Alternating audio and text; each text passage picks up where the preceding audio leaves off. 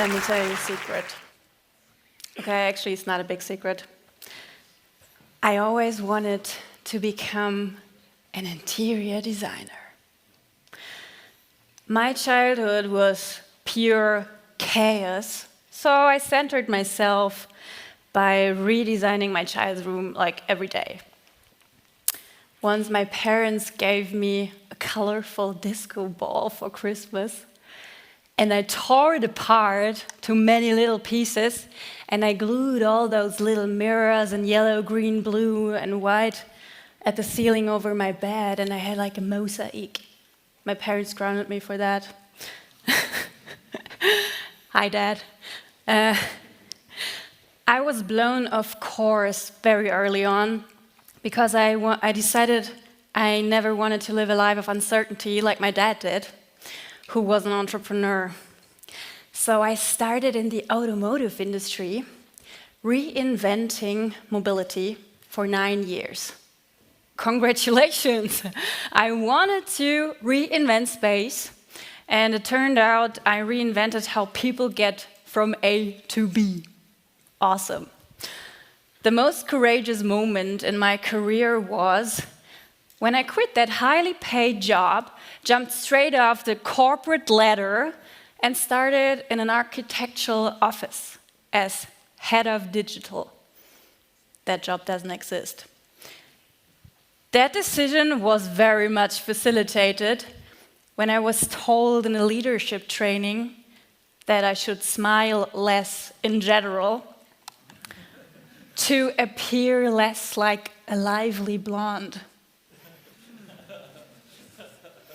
Yep, that really happened. So now I'm standing here, 6.5 years, 3 founded companies, and many career reincarnations later to tell you I'm still not an interior designer. I'm an entrepreneur, something I never wanted to become. What I actually really am, apart from being an entrepreneur, you will learn. But what I'm doing every day is looking at one certain topic from many different angles. I did it the past 7 years, and that is the power of place and how we need to reinvent the spatial economy with space as probably one of the most underrated commodities on the planet in the 21st century. Who remembers the last time when they went to town last Saturday or on any Saturday? Who remembers? Hopefully everyone. Hopefully everyone went to town on Saturday lately. So remember how when you looked around, you saw gray streets full of cars, littered with construction zones. The moment your foot has hit the ground of the inner city, your stress level has exploded. You will have walked across your favorite shops and red signs were shutting down. Remember all those? I hope you do. Well, actually, I realized lately every city resembles the other. How do we know that we're in Heilbronn, Castrop-Rauxel, Birmingham, or San Francisco if it wasn't for a few monuments from a very long time ago, right? How can that be? I mean, didn't we all dream of that roaring, shiny, vibrant city once? Where you go out and you meet your favorite guy at the coffee shop and he hands you the coffee, and then you go to that really cool gallery, drink a champagne, and then you go next door, there's a boutique shop. Yeah, all these are dying out. We can observe it. They're dying out. In Germany alone, in 2023, last year, 6% of all retail shops have shut down, according to the German Trade Association, 6%. So imagine what happens if that trend continues. And it actually is. 60% of all customer interactions worldwide since the pandemic take place online. more customer interactions are taking place online than offline, than in the real world. Are you kidding me? What if like in 20, 30 years, all we know, all our children know is how we can order stuff with our VR glasses from the supermarket shelf? Do we want to live in a world like that? I don't think so. Well, do you know why we love that shiny city? Because we are multi-sensual beings. We have so many senses. Our face alone can process 1 million bits per second. And if we try to fit all these senses in a 6-inch device, while there's an ever-expanding space around us, we feed our soul with sensual junk food. And we do that all the time. So I want to motivate us to go outside and live that real life and discover the world. But there's a reason why the former creators of the shining city don't do that anymore. It's cheaper, easier, and faster. And there's actually this erosion, this downturn of quality of the real world. I can pin down to exactly one invention. It's not that hard to guess: the internet. You can observe in the past 20 years, like a real crossing the lines between the decline of the real world and the uplift of technology and the digital world. Isn't that sad? And I thought, what can we do about it? So, yeah, what can we? I'm going to tell you a story. Remember when I told you that I was the head of digital in the architectural office?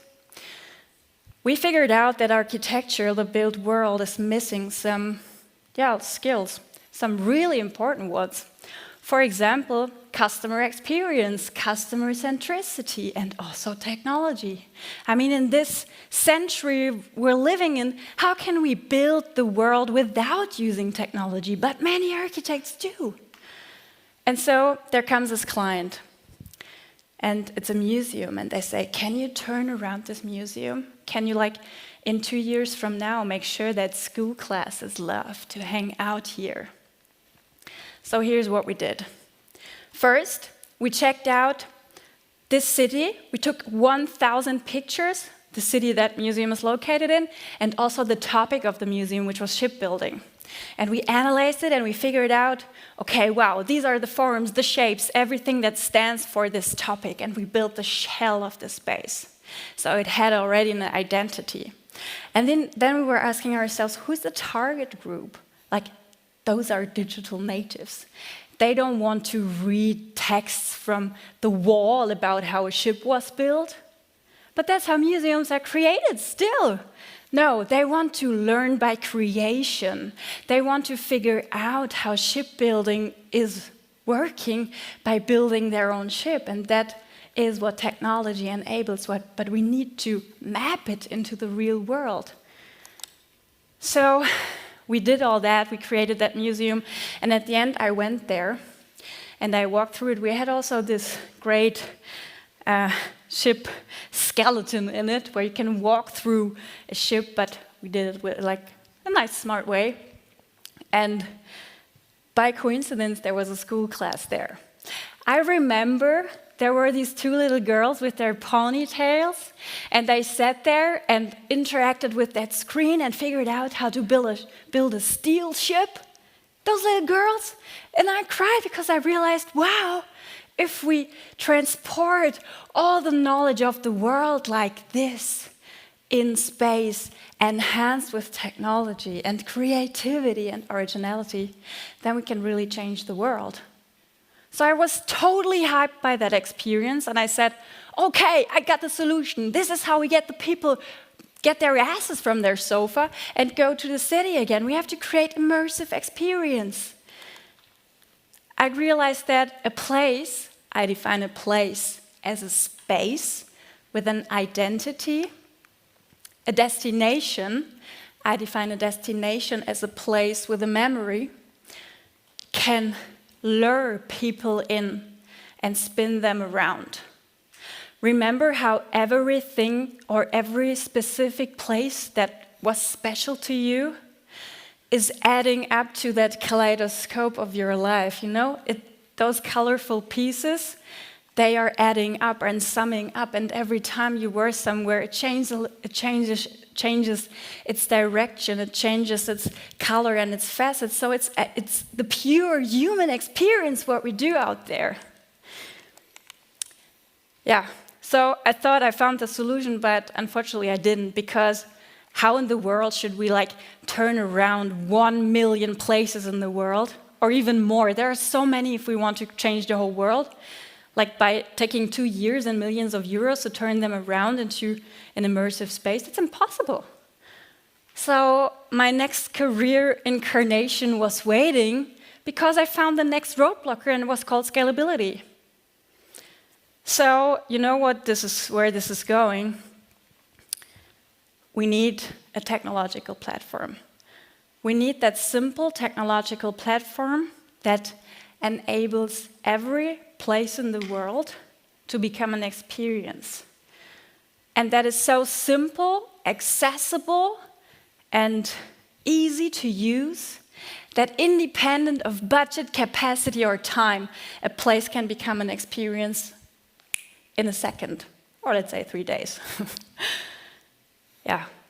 I mean, to build this shining city, we need at least 7 categories of places to make that happen. Places of education, places of entertainment, places of enjoyment, places of hospitality, places of healing. Who heard about healing architecture? Healing architecture, anybody? Not many. Healing architecture, to me, will be one of the most game-changing movements we will see in the healthcare industry in the next 100 years. Everyone, please think about how do you imagine a clinic for people that have mental illnesses? Yeah, it's a white room, very clean. Do you think really that people with health problems heal there easily? I don't think so. So what we need is, or there are studies even that say that if you can look at a tree while you're healing much faster. If you can touch wood, if you can touch fabrics. So that's how we have to design the world. And of course, it's not only technology, you know. We have to combine it, and that's what we actually did in that shipbuilding museum, with creativity, originality. So a place can really develop this unique identity and can only exist exactly once. And that's how places create memories. There's a city in Ecuador. It's called Guayaquil. And it's known for criminality, like many cities in Latin America. And it has many slums, and people are very poor. And the city has no money at all. They decided, I'm going to jump a little, they decided to create street art. Because what do we do with not much money? But a lot of colors in our hearts and our souls. Let's get artists out there and let's give them the biggest painting playground we can give them, which is the town itself. And you can already measure with all those this art that is visible and that is integrated into the culture, and every day you see it, that suddenly the criminality is slowing down. So what is this giant potential of place and of space that is there if we can heal, if we can change criminality like that? It's enormous. But of course, you know, technology, I told you, and also AI can take a part in it. This is an amazing example from an artist, Refik Andol. He's an AI artist who is highly creative, and he usually uses space to show the limitlessness of technology integrated into the built environment. Now I have to activate this. It's in Berlin, in König Galerie.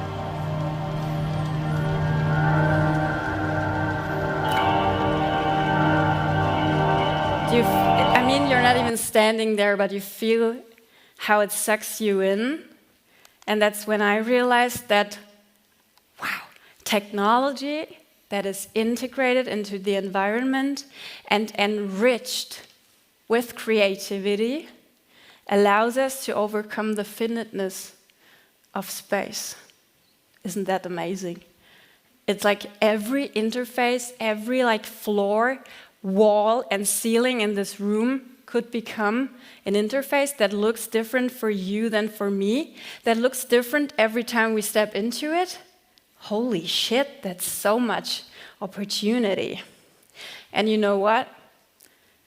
The built world that we know, until 2060, we will add up an entire New York City every month for the next 40 years to the world, if we want to accommodate the growing world population. This is mind-blowing. This is so much growth that the world we know today, in 2060, 2/3 of the world is yet to be built. And what we can decide is if we want to create ghost cities, boring cities that are empty and lifeless and that are lacking humanity. You know those ghost cities, we saw them in the pandemic. It's not that far away. Remember, Times Square, nobody on it? Shibuya Crossing in Tokyo, those are shiny cities normally. But if we keep going like this, 60% interactions online, 2% adding every year, that's the outlook. So if we keep going like we do, this will be our reality. We will sit on our sofa and we will do everything online and we will miss out the human experience. Or, that's the alternative, we understand the power of place. We use the creativity we have, the originality we have, and everything we've learned now to create cities, all those New York City that are yet to be built, that are unique, that add to the kaleidoscope of our life, that become a mosaic, that change us. Every city will turn us around and change us. So, yeah, we don't even know how amazing the world of the future can be if we look at examples like we just saw. You know, I'm still not an interior designer. I'm a space inventor. But other than at the beginning of my career, I'm not sad about that. It all had to happen just like it did, so I can stand here and tell you about my vision, about the power of place. Thank you.